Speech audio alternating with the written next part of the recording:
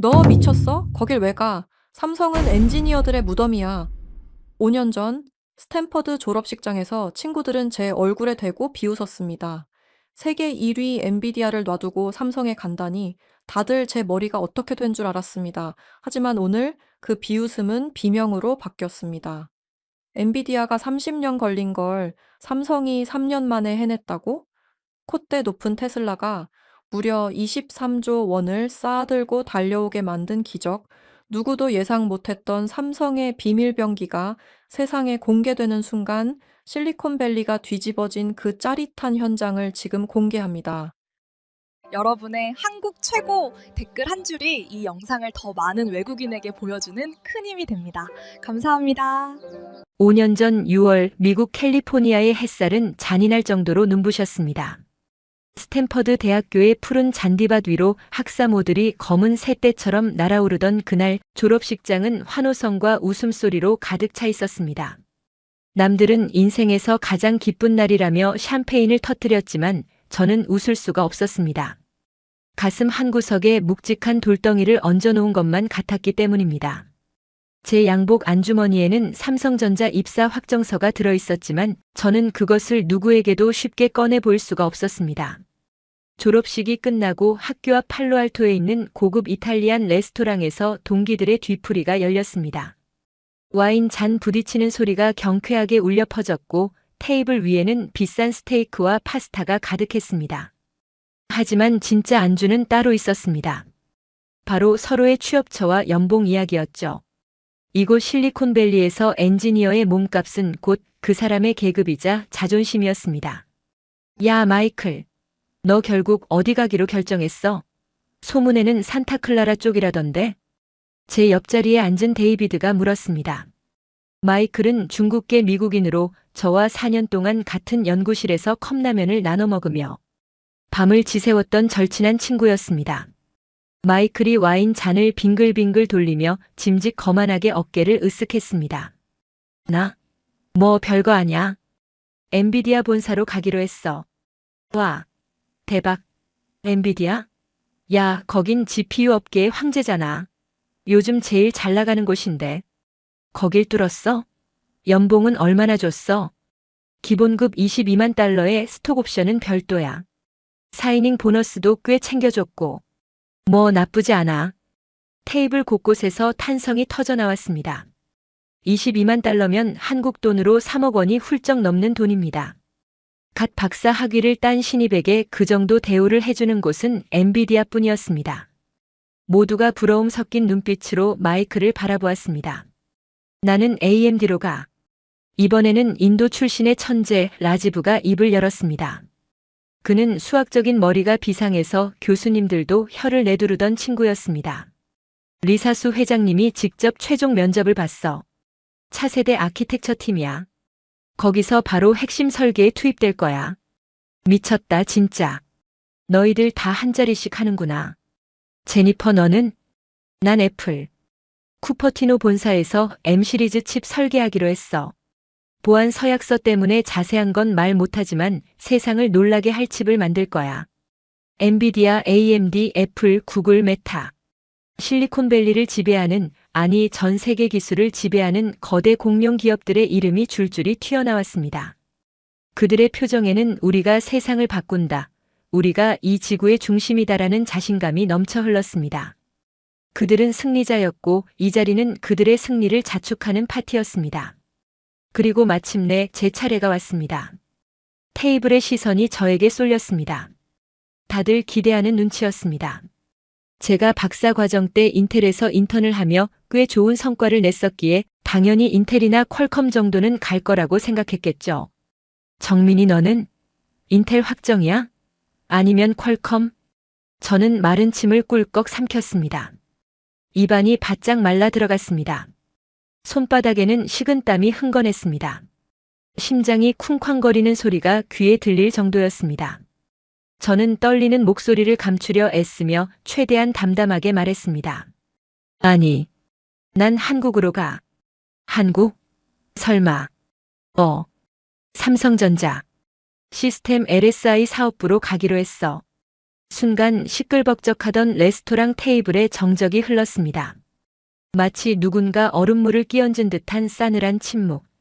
포크 달그락거리는 소리조차 들리지 않았습니다. 모두가 먹던 동작을 멈추고 저를 쳐다보았습니다. 그 눈빛들은 질문하고 있었습니다. 왜? 라고요. 1초, 2초, 3초. 그 짧고도 긴 침묵을 깬 건 마이클의 헛웃음 소리였습니다. 푸앗. 야, 이정민. 농담하지 마. 삼성을 간다고? 그 메모리 공장에? 농담 아니야. 진짜야. 다음 달부터 출근해. 너 미쳤어? 거길 왜 가? 거긴 엔지니어들의 무덤이야. 마이클의 목소리가 커졌습니다. 그의 눈빛에는 명백한 경멸과 이해할 수 없다는 표정이 담겨 있었습니다. 야, 솔직히 까놓고 말해보자. 삼성이 메모리 반도체 1등인 건 인정해. 디램이나 낸드 플래시는 잘 만들지. 근데 GPU는? 삼성이 GPU 만들어 본 적 있어? 없잖아. 거긴 그냥 남의 기술 사다가 조립이나 하는 하청업체 수준이라고. 너 거기 가면 내가 배운 거 하나도 못 써먹어. 말이 좀 심하네. 삼성도 이제 독자 개발하려고 준비 중이야. 독자 개발? 라지브가 끼어들었습니다. 그는 고개를 절레절레 흔들며 혀를 찼습니다. 정민아, 현실을 봐. 제발 꿈에서 깨. GPU 독자 개발이 장난이니? 엔비디아가 그거 만드는데 30년 걸렸어. AMD도 25년 걸렸고. 근데 삼성이? 기술도 없고 특허도 없는 맨 땅에서? 그거 10년 해도 안 돼. 아니, 100년이 걸려도 불가능해. 넌 지금 내 재능을 쓰레기통에 버리러 가는 거야. 맞아. 정민아, 너 거기 가면 평생 메모리 칩이나 들여다보다가 늙어 죽을 거야. 내 그 똑똑한 머리를 왜 시궁창에 처박으려고 그래? 엔비디아 인사팀에 내가 말해줄까? 지금이라도 늦지 않았어. 혹시 애국심 그런 거야? 한국인이라서? 비아냥거리는 말투들이 화살처럼 날아와 제 가슴에 꽂혔습니다. 얼굴이 화끈거려 견딜 수가 없었습니다. 수치심이 밀려왔습니다. 애국심. 네, 틀린 말은 아닙니다. 하지만 그들이 말하는 애국심은 멍청한 선택을 합리화하는 핑계, 실력 없는 자들의 도피처라는 뜻이었습니다. 내 선택이야. 그리고 나는 가능성 있다고 생각해서 가는 거야. 제가 기어들어가는 목소리로 변명하자 마이클이 결정타를 날렸습니다. 가능성? 웃기지 마. 3년. 딱 3년 본다. 너 3년 뒤에 후회하면서 울며불며 나한테 전화할걸? 마이클, 나 좀 살려줘. 엔비디아 자리 좀 알아봐줘라고. 그때 가서 나한테 매달리지나 마라. 테이블 여기저기서 킥킥거리는 웃음소리가 터져나왔습니다. 그 웃음소리가 제 고막을 찢는 것 같았습니다. 마치 저를 발가벗겨 놓고 조롱하는 기분이었습니다. 저는 더 이상 그 자리에 앉아 있을 수가 없었습니다. 스테이크가 목구멍으로 넘어갈 것 같지 않았습니다. 나 속이 좀 안 좋아서 먼저 일어날게. 축하해 다들. 성공해라. 도망치듯 레스토랑을 빠져나왔습니다. 등 뒤에서 제 진짜 가나봐. 커리어 낭비다. 쯧쯧. 한국 애들은 참 이해가 안 가 하는 소리가 들려왔습니다. 주차장에 세워둔 제 낡은 중고차 핸들을 잡고 저는 한참이나 울분을 삼켰습니다. 눈물이 핑 돌았습니다. 분했습니다. 자존심이 상했습니다. 하지만 더 비참한 건 그들의 말이 틀린 게 하나도 없다는 사실이었습니다. 당시 삼성은 GPU 기술 불모지나 다름없었으니까요.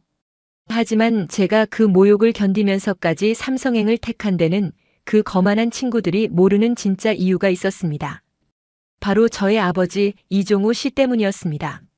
아버지는 대한민국 반도체의 살아있는 역사이자 삼성전자 반도체 1세대 엔지니어였습니다. 1983년 삼성이 처음 반도체 사업을 하겠다고 선언했을 때 사람들은 다 미쳤다고 했습니다. 설탕이나 만들고 TV나 조립하던 회사가 무슨 최첨단 반도체냐며 비웃었죠. 특히 일본의 견제와 무시는 상상을 초월했습니다. 기술을 안 가르쳐줘서 아버지는 일본 기술자들 어깨 너머로 도면을 훔쳐보고 그들이 버린 쓰레기통을 뒤져가며 밤새 연구했다고 했습니다. 술 한잔 하시면 아버지는 항상 그날의 서름을 이야기하셨습니다. 정민아, 그때 일본 기술자들이 뭐라 그랬는지 아냐? 내 면전에 대고 한국은 멀었다. 10년은 이르다면서 보고서를 찢어버리더라. 내가 밥을 먹는데 와서는 너희는 마늘 냄새가 나서 반도체 못 만든다고 조롱하더라. 내가 그때 그 수모를 겪으면서 다짐했다. 내 손으로 기필코 너희를 이기겠다고. 아버지는 그 서름을 오기로 바꿨습니다. 공장에서 쪽잠을 자며 화공약품 냄새를 맡아가며 기어이 64K 디램을 개발해내고 256K, 1메가, 64메가. 결국 일본을 제치고 세계 메모리 반도체 1등을 거머쥐셨습니다. 아버지는 그 승리의 주역이셨습니다. 그런 아버지가 제가 박사과정 4년차 되던 해에 쓰러지셨습니다. 폐암 3기. 평생을 독한 가스가 가득한 공장 안에서 변변한 보호 장비도 없이 마스크 하나의 의지에 밤새 일하신 대가였습니다. 아버지가 쓰러지셨다는 소식을 듣고 한국으로 달려갔을 때 아버지는 이미 많이 야위어 계셨습니다. 수술을 앞둔 어느 날 한국의 병실에서 아버지가 산소 마스크를 쓴 채 제 손을 꼭 잡으셨습니다. 앙상하게 뼈만 남은 거친 손이었습니다. 손마디 하나하나가 굵고 거칠어진 노동자의 손이었습니다. 정민아, 내 아버지. 말씀하세요. 아빠는 메모리 반도체로 세상을 한번 뒤집어 봤다. 일본 콧대도 꺾어봤고 1등도 해봤어. 여한이 없다. 내 인생 반도체에 바친 거 후회 안 한다. 아버지는 거친 숨을 몰아쉬며 말씀을 이어가셨습니다. 눈빛만은 형형하게 빛나고 계셨습니다. 근데 딱 하나 천추의 한으로 남는 게 있어. 그게 뭔데요? 제가 다 해드릴게요. 시스템 반도체. 특히 GPU. 그건 결국 못 해보고 가는구나. 컴퓨터의 두뇌는 미국 놈들이 다 잡고 있잖아. 엔비디아니 인텔이니. 우리가 아무리 메모리를 잘 만들어도 결국 걔네들 부품밖에 안 되더구나. 걔들이 야 메모리 내놔 하면 갖다 바쳐야 하는 신세야. 그게 너무 분하다. 아버지의 눈에 맺힌 눈물이 주름을 타고 흘러내려 베개를 적셨습니다. 정민아, 내가 해라. 네? 너는 똑똑하잖아. 스탠퍼드 박사잖아. 아빠가 못다한 꿈 GPU. 그거 내가 만들어서 삼성 깃발 한번 꽂아봐라. 메모리만 만드는 하청 공장이라는 소리 더 이상 안 듣게 해다오. 한국도 머리를 만들 수 있다는 거 내가 보여다오. 그것은 유언과도 같은 부탁이었습니다.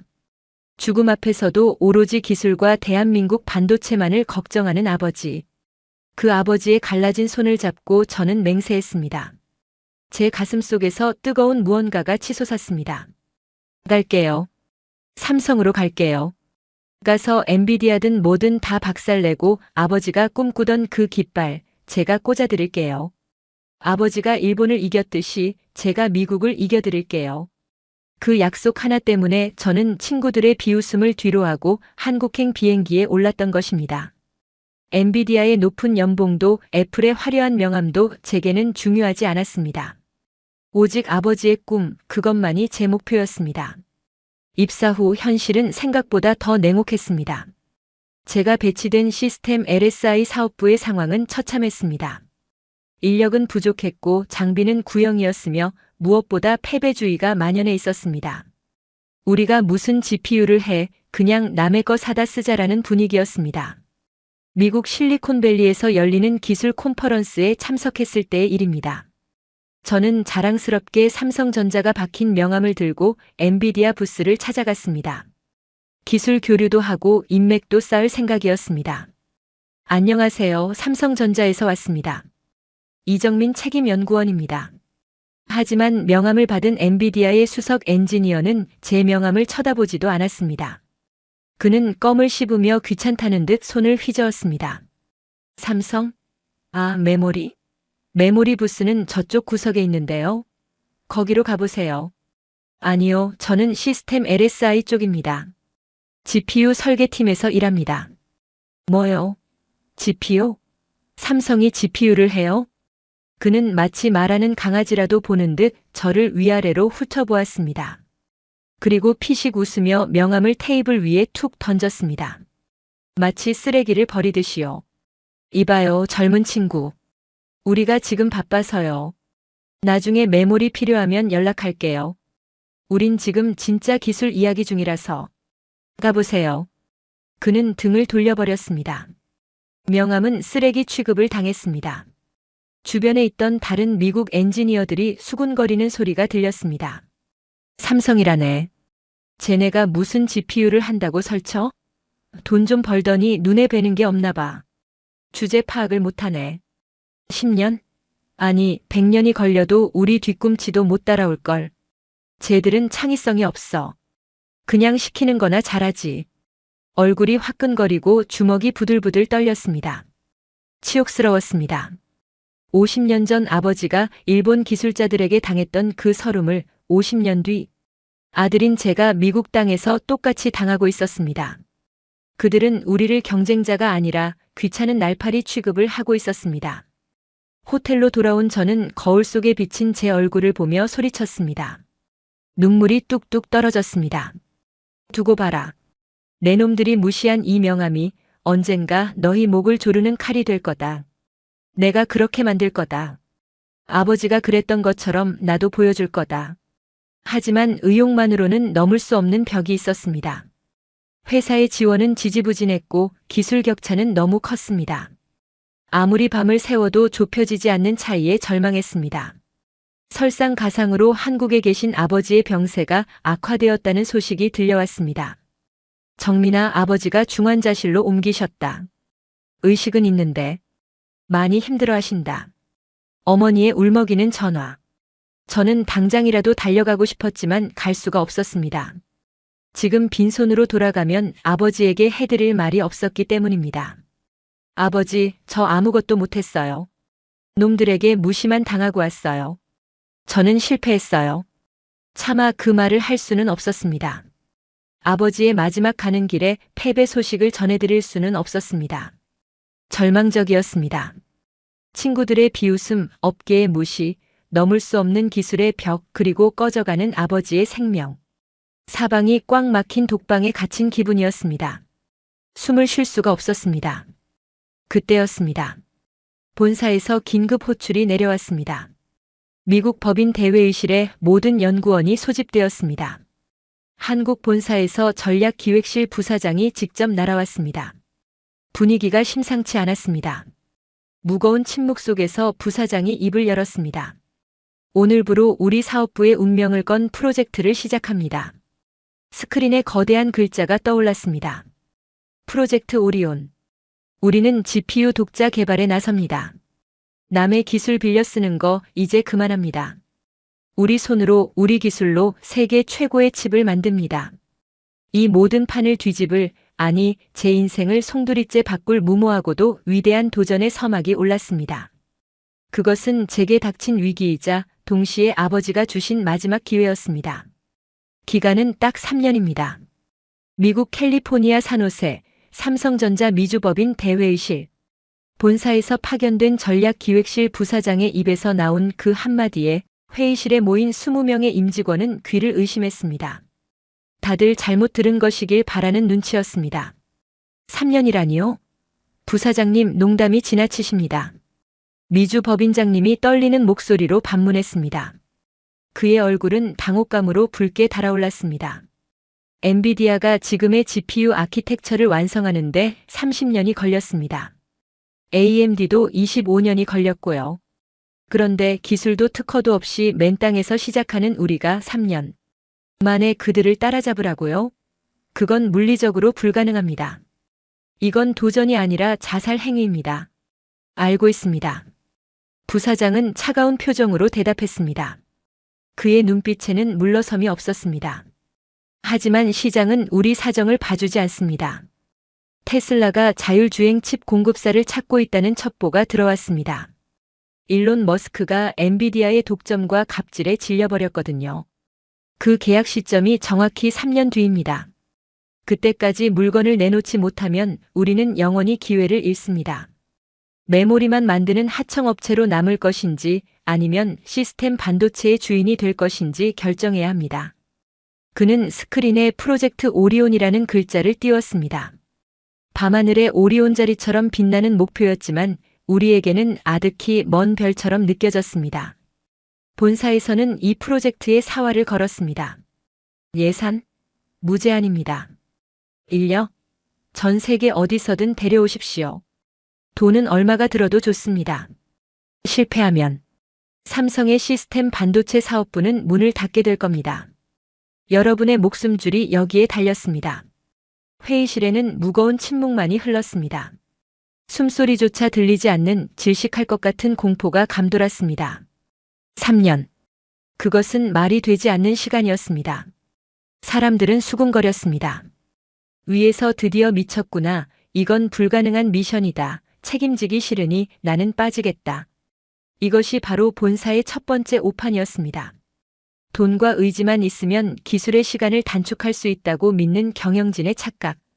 그들은 현장의 땀 냄새를 몰랐습니다. 하지만 저에게는 그 무모함이 오히려 기회로 보였습니다. 아버지가 병상에서 제 손을 잡고 말씀하셨던 그 삼성의 깃발. 그것을 꽂을 수 있는 유일한 기회였습니다. 지금이 아니면 평생 아버지의 꿈을 이룰 수 없을 것 같았습니다. 회의가 끝나고 사람들이 웅성거리며 나갈 때 저는 법인장님을 찾아갔습니다. 제가 하겠습니다. 설계팀에 저를 넣어주십시오. 제가 맡겠습니다.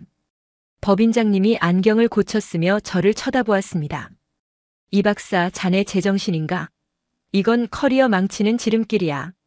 실패하면 독박 쓰는 거라고. 자네 아직 젊잖아.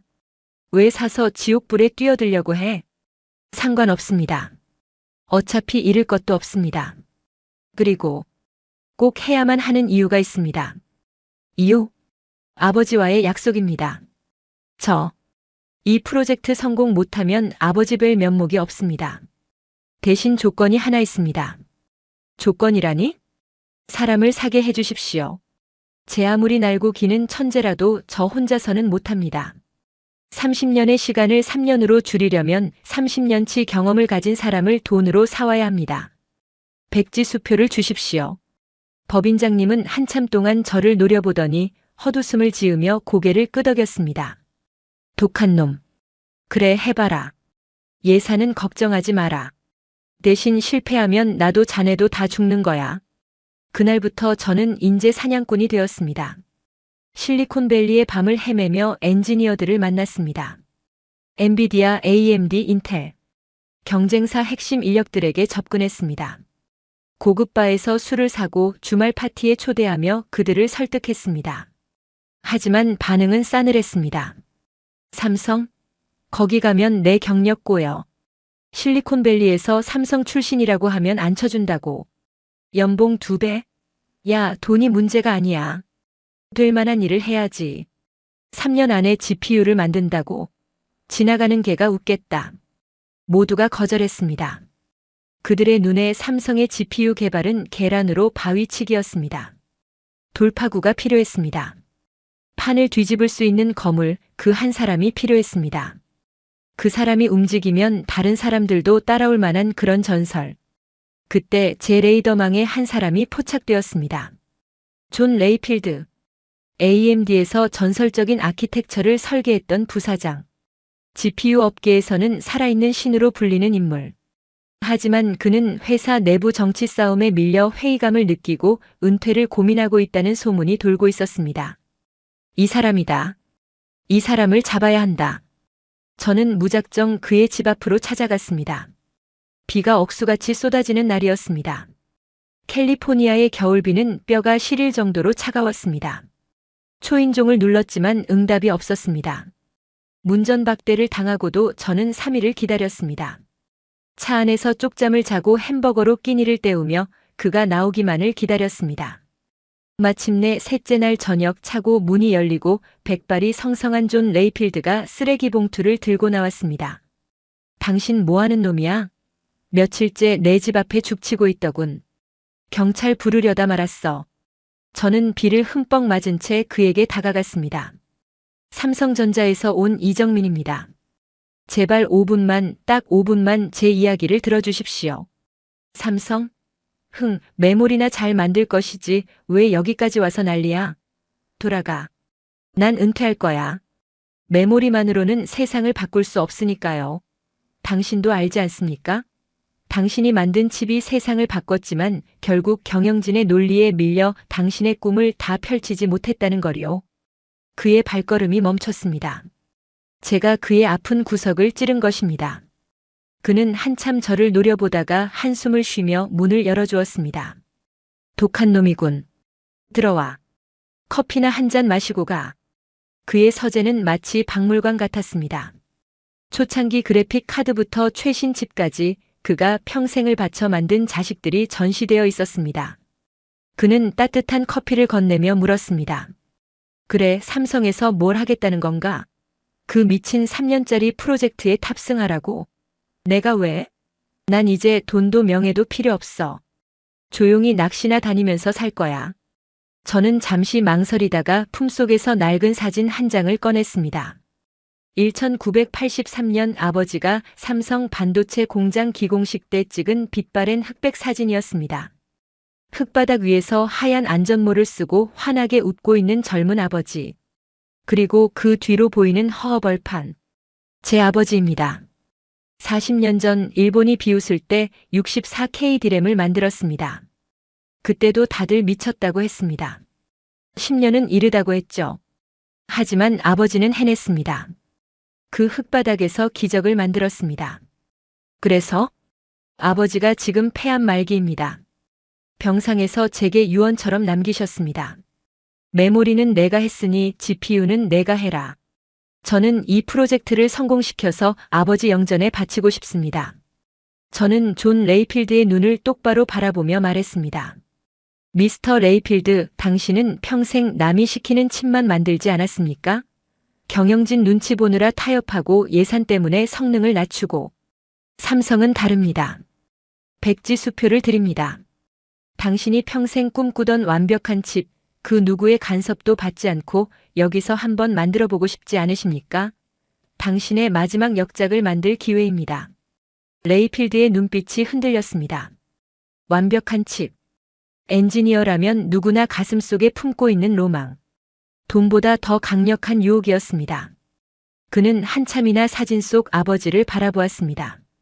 흙먼지를 뒤집어 쓰고도 눈빛만은 살아있는 그 한국인 엔지니어의 모습에서 그는 무언가를 느낀 듯 했습니다. 자네 아버지. 눈빛이 살아있구먼. 호랑이 같아. 굶주린 호랑이. 그는 커피 잔을 내려놓으며 피식 웃음을 터뜨렸습니다. 좋아. 해보지. 은퇴는 미루지. 대신 조건이 있어. 내 설계에 토 달지 마. 경영진이든 뭐든 내 방엔 못 들어오게 해. 약속합니다. 그날 밤 전설적인 엔지니어 존 레이필드는 삼성행을 택했습니다. 실리콘밸리가 발칵 뒤집혔습니다. 존이 노망났다. 삼성 돈에 영혼을 팔았다는 비난이 쏟아졌지만 그는 아랑곳하지 않았습니다. 오히려 그의 합류 소식에 다른 엔지니어들이 줄지어 지원하기 시작했습니다. 존이 간다면 뭔가 있다. 그가 움직이는 데는 이유가 있을 것이다라는 믿음 때문이었죠. 그렇게 어벤져스 같은 팀이 꾸려졌습니다. 이것이 세상 사람들의 첫 번째 오판이었습니다. 삼성이 인재를 못 구할 거라는 착각. 하지만 진짜 위기는 그때부터였습니다. 팀은 꾸려졌지만 기술의 벽은 너무나 높았습니다. 존 레이필드가 이끄는 설계팀이 밤낮 없이 매달렸지만 기존의 방식대로 설계하면 아무리 빨라도 5년이 걸린다는 계산이 나왔습니다. 수백만 가지의 회로 배치를 일일이 검증해야 했으니까요. 시간이 없어. 이대로 가면 3년 뒤에 우리는 쓰레기를 내놓게 될 거야. 회의실에서 고성이 오갔습니다. 밤샘이 계속되었고 팀원들은 지쳐갔습니다. 눈밑이 검게 죽어가고 사무실 바닥에는 에너지 드링크 캔이 산더미처럼 쌓여갔습니다. 존 레이필드조차 머리를 감싸 쥐고 한숨을 쉬었습니다. 정민, 인정해야겠어. 물리적으로 불가능해. 30년의 격차를 3년으로 줄이는 건 신의 영역이야. 우리가 너무 오만했어. 절망적이었습니다. 새벽 3시 텅 빈 사무실에 홀로 남아 모니터를 멍하니 바라보고 있었습니다. 화면 속 복잡한 회로도가 마치 미로처럼 보였습니다. 출구가 없는 미로. 이대로 실패하면 아버지에게 뭐라고 해야 하나. 미안하다는 말조차 할 수 없을 텐데. 인간의 머리로는 안 된다. 시간도 없고 인력도 부족하다. 그때 문득 스치고 지나가는 생각이 있었습니다. 사람이 안 되면 기계가 하게 하면 되잖아. AI, 인공지능. 요즘 AI는 그림도 그리고 소설도 씁니다. 바둑도 인간을 이깁니다.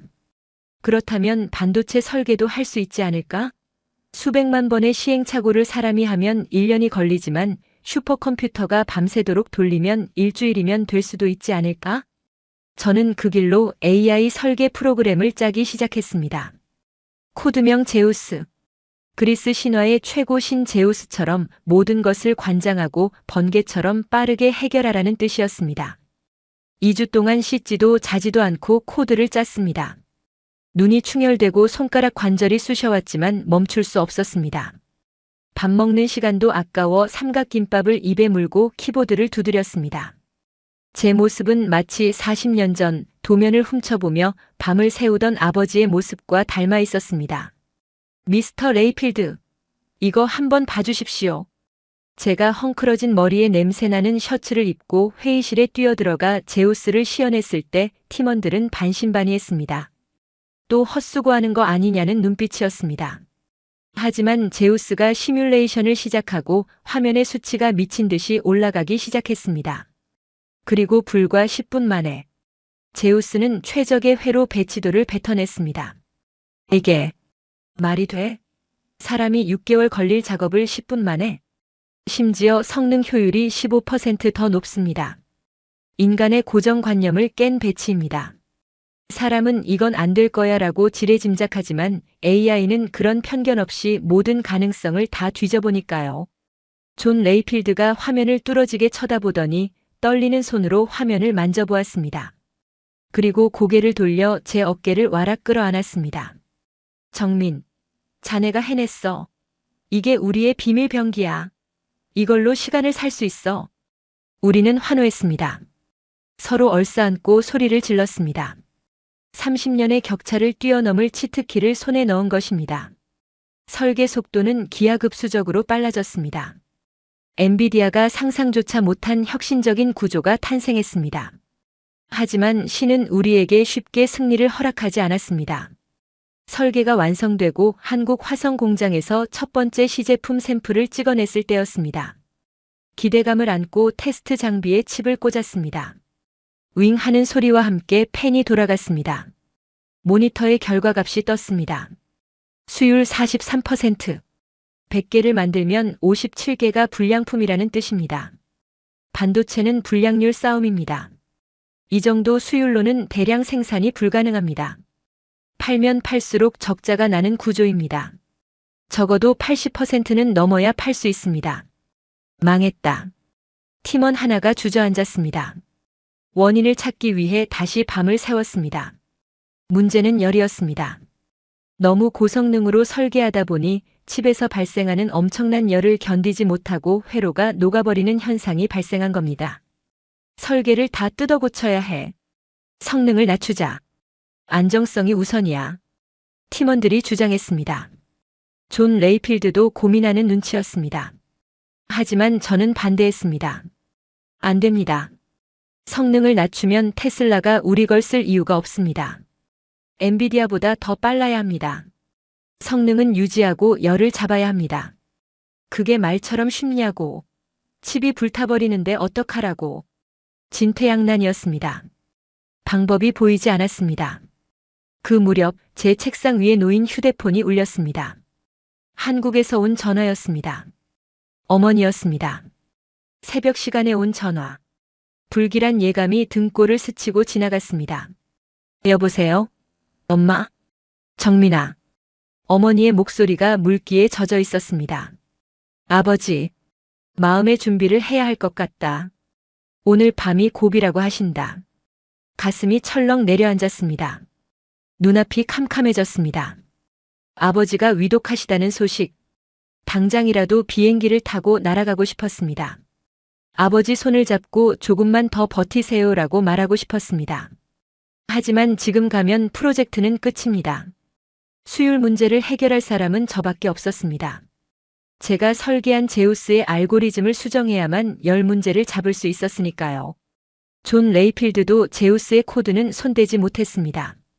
갈등했습니다. 미칠 것 같았습니다. 아버지는 죽어가는데 나는 여기서 기계 덩어리나 붙잡고 있어야 하나? 이게 과연 효도인가, 천하의 불효인가? 눈물이 뚝뚝 떨어져 키보드를 적셨습니다. 떨리는 손으로 병실에 전화를 걸었습니다. 아버지는 산소 호흡기 때문에 말씀을 제대로 못하시는 상태였습니다. 쌕쌕거리는 거친 숨소리만 들려왔습니다. 아버지, 저 가야 할 것 같아요. 지금 갈게요. 다 때려치우고 갈게요. 수화기 너머로 거친 숨소리가 들려왔습니다. 그리고 아주 작고 끊어질 듯한 힘겨운 목소리가 들렸습니다. 오지 마라. 네? 아버지, 그게 무슨... 끝내고 와라.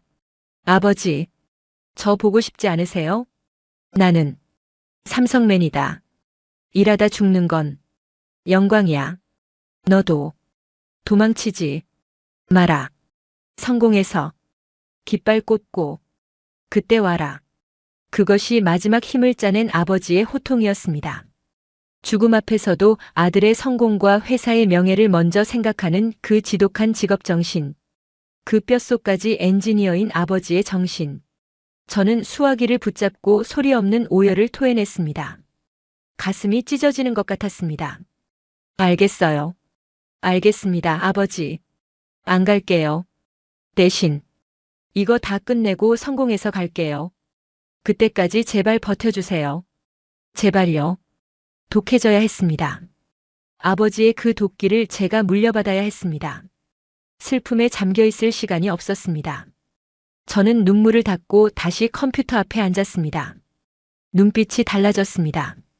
머릿속이 차갑게 식으면서 오히려 아이디어가 떠오르기 시작했습니다. 극한의 상황이 저를 각성시킨 것입니다. 열을 식힐 수 없다면 열이 나는 길을 바꿔버리자.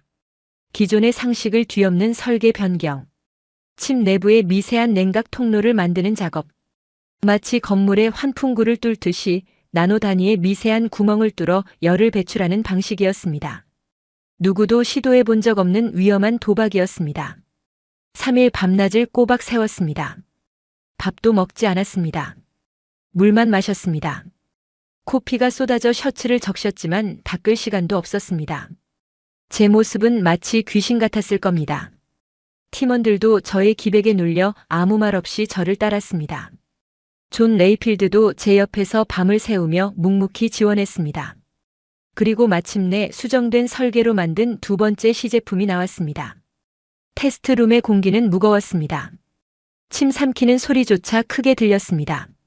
모두가 숨을 죽이고 모니터만 바라보았습니다. 수치가 올라가기 시작했습니다. 50%, 60%, 70%. 심장이 터질 것 같았습니다. 아버지, 제발, 제발 도와주세요. 숫자가 80을 넘어 90을 향해 달렸습니다. 그리고 마침내 멈춘 숫자. 수율 92%. 와! 연구실이 떠나갈 듯한 함성이 터졌습니다. 존 레이필드는 만세를 불렀고 팀원들은 서로 얼싸안고 울었습니다. 바닥에 주저앉아 엉엉 우는 직원도 있었습니다. 엔비디아도 해내지 못한 90%대의 수율. 그것도 세계 최고 성능의 칩으로. 기적이 일어난 것입니다. 인간의 의지가 기술의 한계를 넘어선 순간이었습니다. 저는 그 환호성 속에서 조용히 휴대폰을 꺼냈습니다. 손이 떨렸습니다. 그리고 한국 시간을 확인했습니다. 아직 늦지 않았기를. 이제 우리 손에는 세상을 바꿀 무기가 들려 있었습니다. 남은 건 단 하나. 이 무기를 들고 적진의 한복판 테슬라 본사로 쳐들어가 그 콧대 높은 일론 머스크를 굴복시키는 일뿐이었습니다. 3년 전 메모리 공장이라며 비웃음을 당하며 시작했던 우리의 도전. 이제 그 끝이 보이고 있었습니다. 이것은 단순한 비즈니스가 아니었습니다. 아버지와 나 그리고 삼성을 무시했던 세상 모든 이들에게 날리는 통쾌한 복수극의 클라이맥스였습니다. 저는 칩을 주머니에 넣고 주먹을 꽉 쥐었습니다. 이 작은 칩이 세상을 바꿀 것입니다. 보여주시죠. 당신들이 가져온 것이 혁신인지 아니면 제 시간 낭비인지. 미국 텍사스 오스틴 테슬라 기가 팩토리의 대회의실. 창밖으로는 텍사스의 황량한 벌판이 끝도 없이 펼쳐져 있었고 회의실 안은 숨막히는 긴장감만이 감돌았습니다. 테이블 상석에 앉은 일론 머스크는 소문대로 거침이 없었습니다. 그는 우리 팀이 밤새워 준비한 두꺼운 보고서를 거들떠보지도 않고 손등으로 툭 쳐서 옆으로 밀어버렸습니다. 그의 눈은 마치 먹잇감을 노리는 맹금류처럼 날카로웠습니다. 엔비디아의 독점과 물량 부족 사태에 지칠 대로 지쳐있던 그는 삼성이라는 새로운 대안에 흥미를 느끼면서도 동시에 깊은 의심을 품고 있었습니다. 미스터 레이필드, 당신의 명성은 익히 들어 알고 있습니다. 당신이 AMD에서 만든 칩들은 훌륭했죠. 하지만 삼성이라니요? 메모리 반도체 1등인 건 인정합니다. 하지만 자율주행의 두뇌인 신경망 처리 장치와 GPU를 설계할 능력이 됩니까? 솔직히 말해 나는 지금도 젠슨 황의 전화를 기다리고 있습니다. 그가 물량만 준다면 나는 굳이 모험을 할 필요가 없거든요. 그의 도발적이고 냉소적인 말에 회의실 공기가 순식간에 얼어붙었습니다. 존 레이필드의 얼굴이 굳어졌고 동행한 임원들은 마른 침만 삼켰습니다.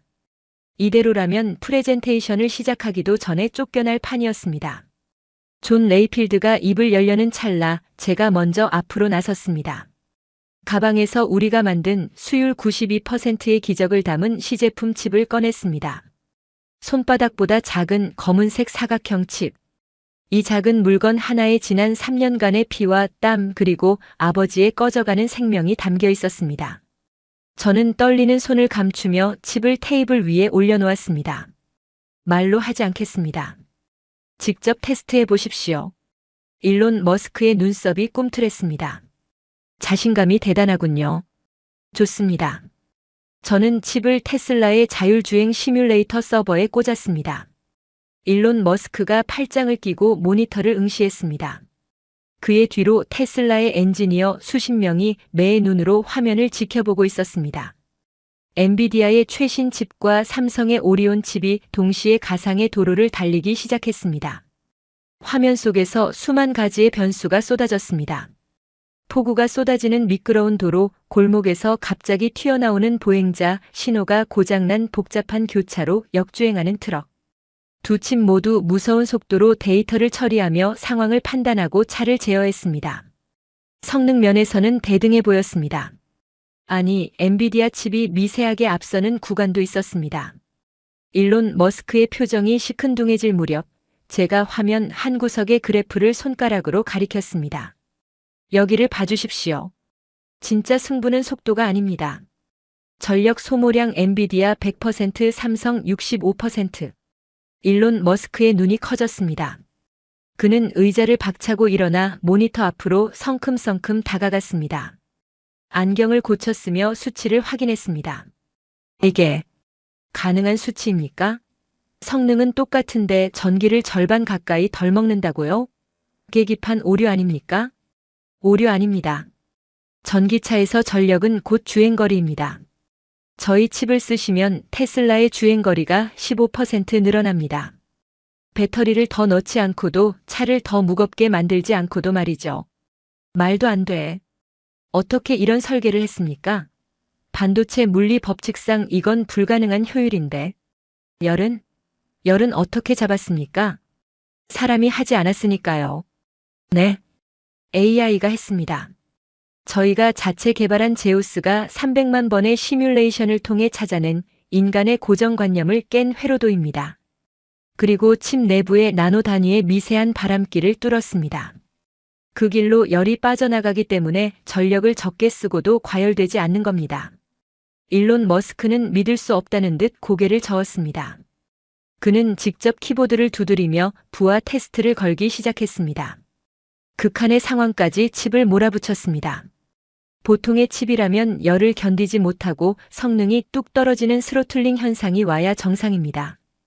엔비디아 칩의 온도가 빨간색으로 치솟았습니다. 하지만 삼성의 칩은 온도가 파란색을 유지하며 안정적으로 돌아갔습니다. 제가 피를 토하며 아버지의 임종을 미루며 설계했던 그 냉각 통로가 완벽하게 작동하고 있었습니다. 10분, 20분, 30분. 숨막히는 테스트가 끝났습니다. 일론 머스크가 천천히 고개를 돌려 저를 바라보았습니다. 그의 눈빛에서 의심은 씻은 듯이 사라지고 어린아이 같은 순수한 호기심과 경이로움이 차올라 있었습니다. 이름이 뭡니까, 젊은 친구? 이정민입니다. 이정민 박사. 당신들이 엔비디아를 이겼습니다. 그 한마디, 그 짧은 한마디에 다리가 풀려 주저앉을 뻔했습니다. 등 뒤에서 존 레이필드가 제 어깨를 꽉 잡아주지 않았다면 정말로 쓰러졌을 겁니다. 일론 머스크는 즉석에서 비서에게 소리쳤습니다. 변호사 불러. 당장 계약서 가져와. 그리고 젠슨 황한테 전해. 더 이상 기다릴 필요 없다고. 우리는 더 강력하고 더 효율적인 새로운 파트너를 찾았으니까. 계약서는 그 자리에서 작성되었습니다. 보통 몇 달이 걸리는 협상이 단 1시간 만에 끝났습니다. 총 계약 규모 165억 달러, 한화 약 23조 원, 기간 2028년까지, 테슬라 전 모델 독점 공급 23조 원. 삼성전자 창사 이래 최대 규모의 단일 계약이자 대한민국 시스템 반도체 역사를 새로 쓰는 순간이었습니다. 메모리 반도체 강국을 넘어 시스템 반도체 강국으로 도약하는 역사적인 날이었습니다. 존 레이필드가 서명하는 동안 저는 뒤돌아서서 흐르는 눈물을 훔쳤습니다. 테슬라 본사의 통유리 너머로 텍사스의 붉은 황야가 보였습니다. 하지만 제 눈에는 한국에 있는 좁고 어두운 병실 천장이 어른거렸습니다. 아버지, 보고 계세요? 해냈어요. 우리가 1등을 꺾었어요. 아버지가 말씀하신 그 깃발 제가 꽂았어요. 회의실을 나오자마자 제 주머니 속에 있던 휴대폰이 발작하듯 진동하기 시작했습니다. 처음에는 한두 번이더니 나중에는 손난로처럼 뜨거워질 정도로 쉼없이 울려댔습니다. 뉴스가 뜬 것입니다. 엠바고가 풀리자마자 전 세계 언론이 타전했습니다. 속보 삼성, 테슬라와 23조 원 잭팟. 엔비디아 독점 깼다. 실리콘밸리의 반란 메모리 거인 삼성. AI 반도체 왕좌 등극. 일론 머스크. 삼성칩은 외계인이 만든 기술 같다. 극찬. 메시지함을 열어본 저는 헛웃음을 지을 수밖에 없었습니다. 가장 위에 떠있는 이름들. 마이클, 데이비드, 라지브. 5년 전 스탠퍼드 졸업식장에서 저를 비웃으며 엔지니어의 무덤이라고 조롱했던 바로 그 동기들이었습니다. 헤이 정민. 뉴스 봤어. 진짜 대박이다. 야, 내가 너 그럴 줄 알았어. 너희 팀 사람 뽑니? 나 요즘 이직 고민 중인데. 우리 밥 한번 먹자. 내가 살게. 커리어 낭비라던 친구들이 이직 좀 시켜달라고 애원하고 100년이 걸려도 안 된다던 경쟁사들이 기술 좀 알려달라고 사정하고 있었습니다. 그들의 뻔뻔한 태세 전환이 역겨우면서도 한편으로는 너무나 통쾌했습니다. 이것이 바로 실력으로 증명한 자만이 느낄 수 있는 승자의 특권이었습니다. 저는 그들에게 답장하지 않았습니다. 지금 제게 중요한 건 그들의 알량한 인정이 아니었습니다. 저는 떨리는 손으로 단 한 사람, 제 인생의 영웅에게 전화를 걸었습니다. 한국 시간으로 새벽 4시. 수원 아주대병원 중환자실. 신호음이 길게 이어졌습니다. 뚜. 제발. 제발 받아주세요. 아직은 안 됩니다. 불길한 예감이 스쳐 지나가려는 찰나 달칵하고 수화기 들리는 소리가 났습니다. 어머니의 목소리가 들렸습니다. 여보세요. 정민이니? 엄마. 아버지. 아버지는요? 괜찮으세요? 방금 막 잠드셨어. 오늘따라 통증이 심해서 진통제를 많이 맞으셨거든. 근데 계속 전화기만 쳐다보고 계셨어. 너 전화 올 때 됐다고. 안 주무시고 버티시다가 방금 눈 감으셨어. 엄마 바꿔줘요. 깨워도 돼요. 빨리요. 지금 아니면 안 돼요. 그래. 알았다. 부스럭거리는 소리가 들리고 잠시 후 산소 마스크 틈새로 새어나오는 희미한 숨소리가 들렸습니다. 민이냐? 목소리가 너무 작아 귀를 휴대폰에 바짝 대야 했습니다. 바람 빠지는 소리 같았습니다. 아버지, 저 정민이에요. 아버지 들리세요? 제가 해냈어요. 테슬라랑 계약했어요. 엔비디아 이겼다고요. 23조 원이에요, 아버지. 이제 세상 사람들이 삼성 보고 하청 공장이라고 못해요. 우리가 설계하고 우리가 만들어서 세계 1등한테 팔았어요. 아버지가 말씀하신 그 깃발, 제가 텍사스 한복판에 꽂았다고요. 저는 텍사스 공항 로비 한복판에서 어린아이처럼 엉엉 울며 소리쳤습니다. 지나가는 사람들이 쳐다봤지만 상관없었습니다. 제 목소리가, 제 마음이 저 멀리 한국의 아버지에게 닿기를 바랄 뿐이었습니다. 수화기 너머로 아버지의 웃음소리가 들렸습니다. 쌕쌕거리는 숨소리에 섞인 아주 작은 웃음소리였지만 그것은 분명 세상에서 가장 행복한 웃음이었습니다. 장하다. 내 새끼. 장해. 아비가. 알았다. 내가 해낼 줄. 알았다. 아버지, 이제 저 갈게요. 지금 바로 비행기 탈게요. 14시간이면 도착해요. 조금만 더 버티세요. 가서 아버지 손잡고 직접 말씀드릴게요. 네. 제발요. 그래. 어서. 와라. 보고 싶구나. 내 아들. 전화를 끊고 저는 곧장 게이트로 뛰었습니다. 존 레이필드가 제 등을 두드려주며 말했습니다. 가게. 뒤처리는 내가 할 테니. 자네는 가서 영웅 대접을 받아야지. 아버지께 내 안부도 꼭 전해드리고. 고맙습니다, 존. 정말 고맙습니다. 당신 덕분입니다. 비행기가 이륙하고 텍사스의 대지가 발 아래로 멀어졌습니다. 창밖을 보며 저는 생각했습니다. 5년 전 패배자처럼 도망치듯 떠나왔던 미국 땅. 친구들의 비웃음을 뒤로하고 쓸쓸히 올랐던 비행기. 하지만 지금 저는 승자가 되어 금이 환영하고 있습니다. 저를 비웃던 친구들은 제 발밑에 있고 저를 무시하던 세상은 저를 우러러보고 있습니다. 하지만 이 모든 영광보다 더 중요한 건 아버지가 아직 살아계신다는 사실이었습니다. 이 승리의 트로피를 아버지 품에 안겨드릴 수 있다는 것. 그것만이 저를 가슴 뛰게 했습니다. 14시간의 비행 끝에 도착한 인천공항. 입국장은 기자들로 인산인해를 이루고 있었습니다. 카메라 플래시가 번개처럼 터졌습니다. 이정민 박사님, 한 말씀 해주세요. 엔비디아를 꺾은 비결이 뭡니까? 제우스라는 AI를 직접 개발하셨다는데 사실입니까? 저는 쏟아지는 질문을 뒤로하고 미리 대기하고 있던 구급차에 올랐습니다. 회사에서 배려해 준 것이었습니다. 제가 지금 가야 할 곳은 화려한 인터뷰장도 청와대도 아니었습니다. 오직 수원에 있는 좁고 어두운 병실이었습니다. 병실 문을 열었을 때 아버지는 창백한 얼굴로 누워 계셨습니다. 모니터의 심박수는 불안정하게 요동치고 있었습니다. 하지만 눈빛만은 형형하게 살아 저를 맞이했습니다. 아들이 올 때까지 죽음과 싸우며 버티신 겁니다. 저는 달려가 아버지의 손을 잡고 무릎을 꿇었습니다. 아버지, 저 왔어요. 정민이 왔어요. 아버지는 떨리는 손을 들어 제 얼굴을 어루만지셨습니다. 거칠고 투박한 손. 평생을 반도체 공장에서 기계를 만지며 굳은 살이 박인 그 손. 독한 약품 때문에 손톱이 다 상해버린 그 손에서 따뜻한 온기가 전해져 왔습니다. 뉴스. 봤다. 테슬라. 일론 머스크.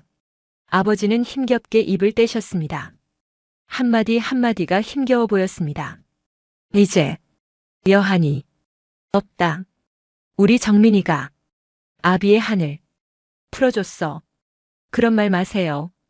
이제 시작이에요. 저랑 같이 세계 1등 하셔야죠. 맛있는 것도 드시고 여행도 가셔야죠. 아니다. 정민아. 아버지는 제 손을 꽉 잡으셨습니다. 마지막 남은 힘을 전부 짜내시는 듯 했습니다. 기억해라. 기술은 머리로 하는 게 아니다. 가슴으로 하는 거다. 내가 아빠를 생각했던 그 마음, 나라를 생각했던 그 마음, 그게 삼성을 만든 거야. 그게 진짜 실력이야. 그것이 마지막이었습니다. 아버지는 미소를 머금은 채 아주 편안하게 눈을 감으셨습니다. 평생을 치열하게 사셨던 분의 마지막 얼굴이라고는 믿기지 않을 만큼 평온했습니다. 심전도 모니터가 B- 하는 긴 소리를 내며 멈췄습니다. 아버지, 아버지, 안 돼요. 눈 좀 떠보세요. 저 이제 왔는데. 칭찬 더 해주셔야죠. 아버지. 저는 아버지의 가슴에 얼굴을 묻고 통곡했습니다. 병실밖 텔레비전에서는 대한민국 반도체의 새로운 신화를 축하하는 뉴스가 흘러나오고 있었지만 그 신화의 씨앗을 뿌린 주역인 아버지는 조용히 역사의 뒤안길로 떠나셨습니다. 하지만 저는 알았습니다. 아버지는 떠나신 게 아니었습니다. 제가 만든 칩 속에 쉼없이 돌아가는 삼성의 공장 속에 그리고 제 뜨거운 심장 속에 영원히 살아 숨 쉬고 계셨습니다. 장례식장에는 수많은 화환이 줄을 이었습니다. 이재용 회장님부터 일론 머스크, 존 레이필드, 그리고 뒤늦게 소식을 들은 스탠퍼드 동기들까지 대한민국 정재계 인사들이 모두 조화를 보냈습니다. 그 중에서 제 눈길을 끈 건 가장 입구에 놓인 화려한 화환이었습니다. 보낸 사람은 엔비디아의 최고 경영자 젠슨 황이었습니다. 위대한 경쟁자이자 훌륭한 스승이셨던 이종우님을 기리며 위대한 경쟁자. 평생을 2등의 서름을 씹어삼키며 10년은 멀었다는 무시를 당하며 살았던 아버지가 마침내 세계 1등에게 위대하다는 인정을 받아낸 것입니다. 그 문구를 보는 순간 슬픔 대신 뜨거운 자부심이 가슴 깊은 곳에서 차올랐습니다. 보셨죠, 아버지? 아버지는 이기셨어요. 완벽하게 승리하셨어요. 아버지의 49제가 지나고 저는 다시 미국행 비행기에 올랐습니다. 존 레이필드가 기다리고 있고 애플과 벤츠가 줄을 서서 기다리고 있었습니다. 이제 삼성은 메모리나 만드는 하청 회사가 아니었습니다. 세계를 움직이는 두뇌를 만드는 회사, 남들이 흉내낼 수 없는 기술을 가진 인류 기업이었습니다. 비행기 창밖으로 까만 밤하늘이 펼쳐졌습니다. 그곳에 오리온 자리가 보였습니다. 3년 전 우리가 프로젝트의 이름으로 삼았던 그 별자리. 오늘따라 유난히 밝게 빛나며 저를 비추고 있었습니다. 마치 아버지가 잘 다녀오라고 쫄지 말고 당당하게 하라고 손을 흔들어 주시는 것 같았습니다. 다녀올게요, 아버지. 이제부터가 진짜 시작이에요. 하늘에서 지켜봐 주세요. 저는 가슴속에 품은 사원증을 꽉 쥐었습니다. 삼성전자 시스템 LSI 사업부 수석 연구원 이정민. 그 이름 옆에 보이지 않는 이름이 하나 더 새겨져 있었습니다. 자랑스러운 삼성맨 이종우의 아들. 엔비디아가 30년 걸린 걸 3년 만에 해낸 기적. 그것은 최첨단 기술과 AI 덕분이기도 했지만 무엇보다 가난을 물려주지 않겠다던 아버지 세대의 피땀과 그 뜻을 이어받은 아들 세대의 효심이 만들어낸 세상에서 가장 아름답고 위대한 합작품이었습니다. 미국으로 돌아온 지 한 달. 캘리포니아 펠러엘토의 공기는 여전히 따가웠지만 그 공기를 마시는 제 기분은 5년 전과는 완전히 달라져 있었습니다. 5년 전 이곳은 저에게 패배감과 모멸감을 안겨준 도망치고 싶은 땅이었습니다. 하지만 지금 이곳은 제가 정복한 승리의 땅이 되어 있었습니다. 퇴근길 저는 5년 전 졸업식 뒤풀이를 했던 그 이탈리안 레스토랑으로 향했습니다. 그때 그 멤버들이 다시 모이기로 했기 때문입니다. 제가 먼저 자리를 잡고 앉아있자 잠시 후 문이 열리고 익숙한 얼굴들이 들어왔습니다. 마이클, 라지브, 제니퍼. 하지만 그들의 표정은 5년 전의 거만함과는 딴판이었습니다. 쭈뼛거리는 걸음걸이, 제 눈치를 살피는 조심스러운 시선. 왔어? 정민아, 오랜만이다. 엔비디아에 다니는 마이클이 어색하게 웃으며 자리에 앉았습니다. AMD의 라지브와 애플의 제니퍼도 제 맞은편에 다소곳이 앉았습니다. 뭐해? 편하게 앉아. 와인 시킬까? 제가 메뉴판을 들자 마이클이 황급히 손을 저었습니다. 아니야. 오늘은 내가 살게. 무조건 내가 사야지. 넌 귀하신 몸이잖아. 귀하신 몸은 무슨. 나 똑같아. 삼성 다니는 엔지니어 이정민. 야, 겸손도 정도가 있지. 너 지금 실리콘밸리에서 제일 핫한 인물인 거 몰라서 그래. 우리 회사 임원들이 난리도 아니야. 너랑 밥 한 번 먹는 게 소원이라더라. 마이클이 한숨을 내쉬며 물잔을 들이켰습니다. 정민아, 기억나냐? 5년 전에 이 자리에서 내가 너한테 했던 말. 뭐? 삼성 가면 커리어 망친다는 거? 그래. 내가 미쳤었지. 내가 보는 눈이 없었어. 그때 내가 화내고 나갔을 때 솔직히 속으로 비웃었거든. 객기 부리네 하면서. 근데 내가 옳았어. 완벽하게 옳았어. 마이클은 진심으로 부끄러워하고 있었습니다. 엔비디아가 30년 걸려 쌓은 성벽을 내가 3년 만에 무너뜨렸어.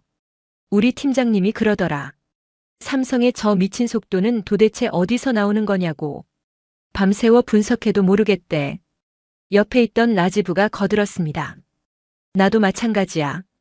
AMD 내부에서는 지금 비상이야. 너희가 만든 제우스 AI 설계 툴. 그것 때문에 우리 아키텍처 팀 절반이 구조조정 당할 판이야.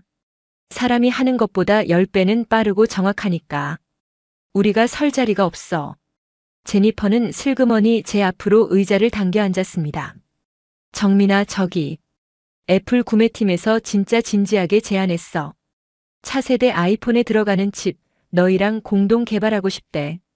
내가 팀장님한테 말 좀 잘해주라. 응? 나 이번에 승진해야 한단 말이야. 5년 전 저를 엔지니어의 무덤으로 간다며 조롱했던 그들이었습니다. 하지만 지금 그들은 제 입만 바라보고 있었습니다.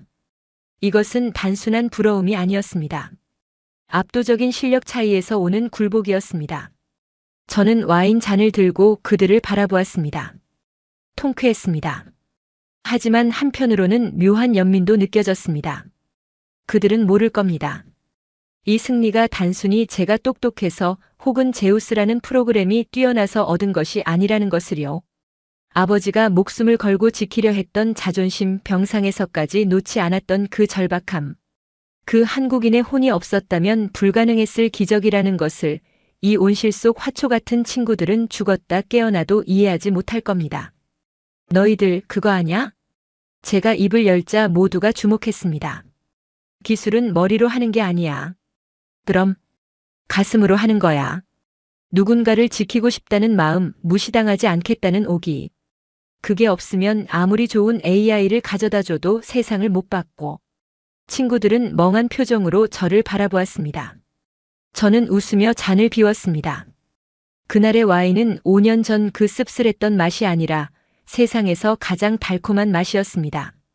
며칠 뒤 저는 존 레이필드와 함께 캘리포니아 산타클레라에 있는 한 호텔의 스위트룸으로 초대받았습니다. 초대자는 다름 아닌 엔비디아의 최고 경영자 젠슨 황이었습니다. GPU 업계의 제왕이자 지난 30년간 독주 체제를 유지해온 거물. 어서 오십시오, 미스터 리리. 그리고 존. 젠슨 황은 직접 문을 열어 우리를 맞이했습니다. 그의 트레이드 마크인 가죽 재킷 차림이었습니다. 테이블 위에는 최고급 위스키와 시가가 놓여 있었습니다. 불편한 자리가 될 줄 알았는데 이렇게 환대해 주시니 의외군요. 존 레이필드가 농담처럼 말하자 젠슨 황이 호탕하게 웃었습니다. 존, 자네는 내가 가장 아끼던 적수였지. 그리고 삼성. 솔직히 말해서 저는 삼성을 존경합니다. 메모리 시장을 평정할 때부터 언젠가 우리 영역까지 넘어올 거라 예상은 했지만 이렇게 빠를 줄은 몰랐습니다. 그는 저를 뚫어지게 바라보았습니다. 이정민 박사. 당신이 만든 칩 제가 직접 뜯어봤습니다. 예술이더군요. 특히 그 냉각 설계와 전력 효율. 우리 엔지니어 1000명이 달라붙어도 못했던 걸 해냈습니다. 과찬이십니다. 단도직입적으로 말하겠습니다. 젠슨 황이 상체를 앞으로 숙였습니다. 엔비디아로 오십시오. 예상했던 제안이었지만 막상 들으니 심장이 뛰었습니다. 연봉? 당신이 부르는 게 값입니다. 지금 받는 거에 10배? 아니, 20배를 드려도 좋습니다. 연구 환경? 전 세계 최고로 만들어드립니다. 당신이 원하는 모든 걸 지원하겠습니다. 삼성에서는 경영진 눈치 보느라 힘들지 않습니까? 여기서는 당신이 왕입니다. 그것은 악마의 유혹처럼 달콤했습니다. 엔비디아의 수석 아키텍트, 모든 엔지니어의 꿈, 그리고 천문학적인 연봉. 하지만 저는 조금도 망설이지 않았습니다. 제 마음속에는 이미 답이 정해져 있었으니까요. 제안은 감사합니다, 회장님. 하지만 거절하겠습니다. 이유가 뭡니까? 돈이 부족합니까? 아니요. 저는 삼성맨이기 때문입니다. 젠슨 황의 눈썹이 꿈틀했습니다. 삼성맨? 요즘 같은 시대에 그런 낡은 충성심이 남아있단 말입니까? 실리콘밸리에서는 능력이 곧 국적이고 소속입니다. 회장님은 모르실 겁니다. 제가 왜 이 칩을 만들었는지. 저는 양복 안주머니에서 아버지의 사진을 꺼내 테이블 위에 놓았습니다. 제 아버지입니다. 삼성 반도체 1세대. 평생을 공장에서 헌신하다가 제가 이 칩을 완성하던 날 돌아가셨습니다. 아버지는 제게 유언으로 남기셨습니다. 삼성의 깃발을 세계 최고봉에 꽂아라라고요. 저는 젠슨 황의 눈을 똑바로 바라보며 말했습니다. 저는 돈을 벌기 위해 칩을 만든 게 아닙니다. 아버지의 꿈을 이루기 위해, 그리고 제 조국이 기술 식민지가 되지 않게 하기 위해 만들었습니다. 엔비디아에 가면 돈은 많이 벌겠죠. 하지만 제 영혼은 팔고 싶지 않습니다. 제 기술은 대한민국과 삼성의 것입니다. 방 안에 정적이 흘렀습니다. 젠슨 황은 한참 동안 아버지의 사진과 제 얼굴을 번갈아 보았습니다. 그리고 천천히 고개를 끄덕였습니다. 그 아버지의 그 아들이군요. 제가 졌습니다. 그는 위스키 잔을 들어 올렸습니다. 이종우님, 당신은 훌륭한 아들을 두셨군요. 그리고 위대한 유산을 남기셨습니다. 우리는 건배했습니다. 그것은 적장이 보내는 최고의 경이었습니다. 호텔을 나서는 길 존 레이필드가 제 등을 두드렸습니다. 잘했어. 정말 잘했어. 오늘 자네가 젠슨 황을 이긴 거야. 기술로도 이겼고 정신으로도 이겼어. 그날 이후 삼성 시스템 LSI 사업부는 눈코 뜰 새 없이 바빠졌습니다. 테슬라와의 계약은 시작에 불과했습니다. 애플이 차세대 비전 프로 헤드셋에 우리 칩을 쓰겠다고 공식 요청해왔고, 메르세데스 벤츠와 BMW도 자율주행 칩 공동 개발을 제안했습니다. 구글과 메타 같은 빅테크 기업들도 데이터 센터용 AI 칩을 주문하기 위해 줄을 섰습니다. 상무님, 독일 벤츠 본사에서 화상회의 요청 왔습니다. 이 박사님, 애플 구매 담당 부사장이 지금 로비에 와 있습니다. 연구소는 매일매일이 전쟁터였지만 그것은 행복한 비명이었습니다. 5년 전 팔이 날리던 부스에서 명함을 돌리다 무시당했던 그 서름은 이제 흔적도 없었습니다. 우리는 갑이 되었습니다. 세계가 우리 기술을 애원하는 슈퍼을이 되었습니다. 1년 뒤 삼성전자 화성 캠퍼스 대규모 신규 라인 기공식이 열렸습니다. GPU와 AI 반도체 전용 생산 라인인 오리온 팩토리가 첫 삽을 뜨는 날이었습니다. 이재용 회장님을 비롯한 경영진과 수천 명의 임직원이 모였습니다. 저는 그 자리에서 최연소 임원 상무로 승진하여 단상에 올랐습니다. 오늘 우리는 새로운 역사를 씁니다. 제가 마이크를 잡자 수천 명의 시선이 집중되었습니다. 그들 중에는 5년 전 저와 함께 밤을 새웠던 동료들도 있었고, 새로 입사한 파릇파릇한 신입사원들도 있었습니다. 많은 사람이 불가능하다고 했습니다. 삼성이 무슨 GPU냐고 메모리나 만들라고 했습니다. 하지만 우리는 증명했습니다. 한국인의 끈기와 집념 앞에서는 그 어떤 기술 장벽도 무너진다는 것을요. 저는 하늘을 올려다보았습니다. 맑은 가을 하늘이 눈부시게 펼쳐져 있었습니다. 이 영광을 저 하늘에 계신 제 아버지, 그리고 지난 40년간 묵묵히 반도체 강국의 길을 닦아오신 모든 선배님께 바칩니다. 여러분이 계셨기에 오늘의 우리가 있습니다. 이제 우리가 그 길을 이어받아 대한민국을 세계 최고의 시스템 반도체 제국으로 만들겠습니다.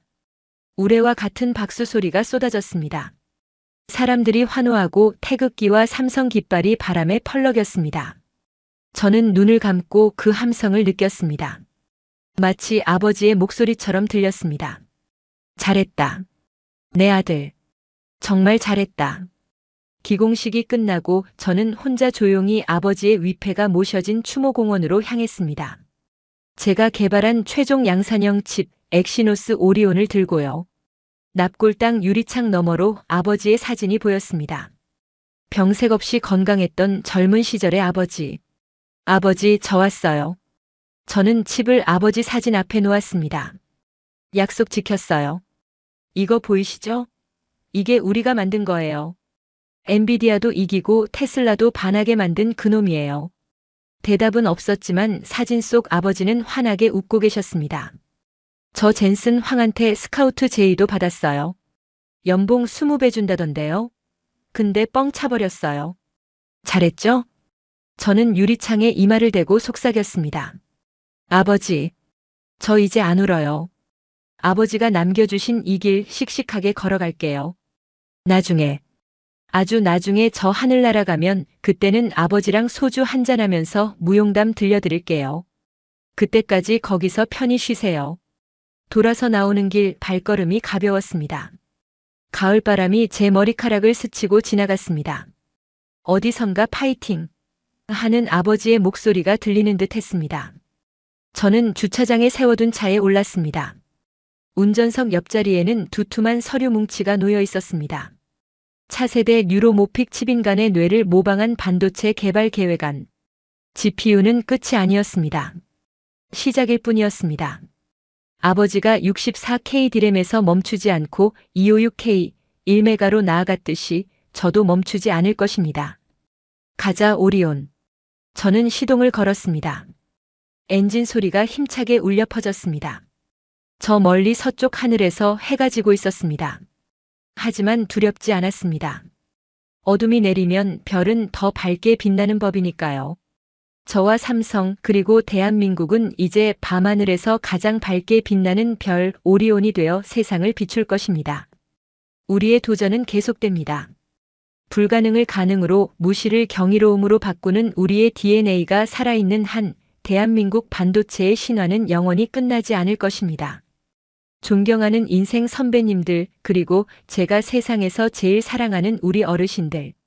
오늘 저와 함께 떠난 삼성 반도체의 기적 같은 이야기, 가슴 벅차게 들으셨나요? 저는 마지막에 주인공이 아버지의 사진 앞에 칩을 놓고 약속 지켰어요 라고 속삭이는 장면에서 왈칵 눈물이 쏟아져서 한참을 진정해야 했답니다.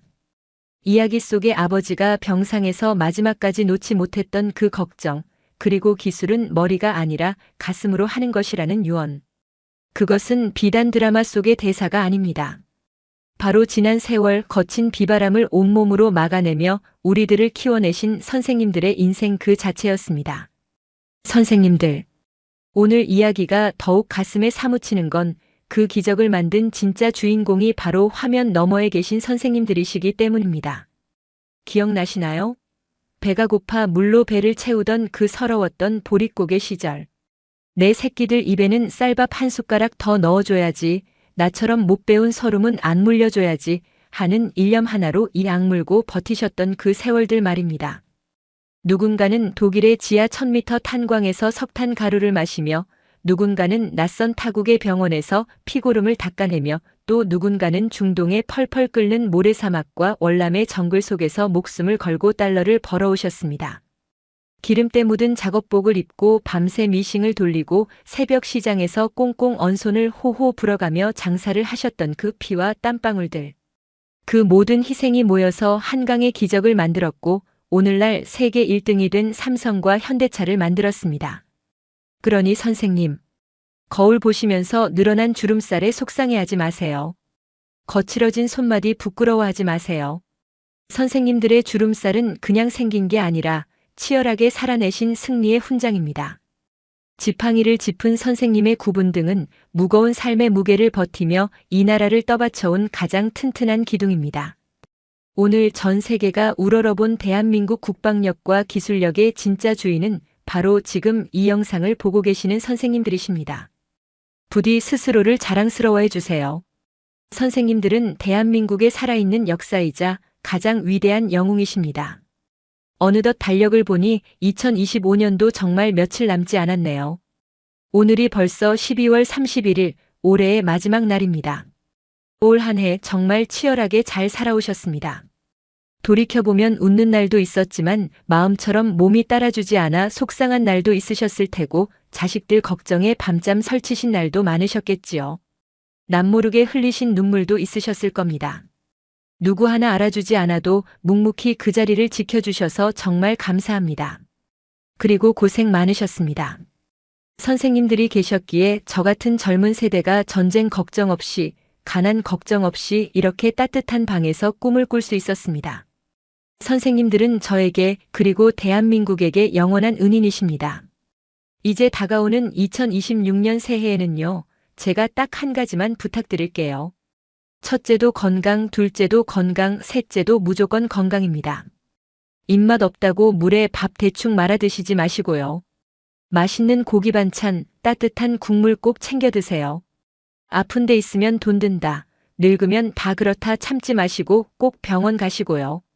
선생님들이 식사 잘하시고 건강하게 웃어주시는 게 저에게는 세상을 살아가는 가장 큰 힘이 됩니다. 저는 가끔 상상해 봅니다. 화면 너머에 계신 우리 선생님들 한 분 한 분 찾아뵙고 그 거친 손 꼭 잡아드리는 상상을요. 어르신 참 잘 살아오셨습니다. 고생 많으셨습니다. 감사합니다. 하고 따뜻하게 안아드리고 싶습니다.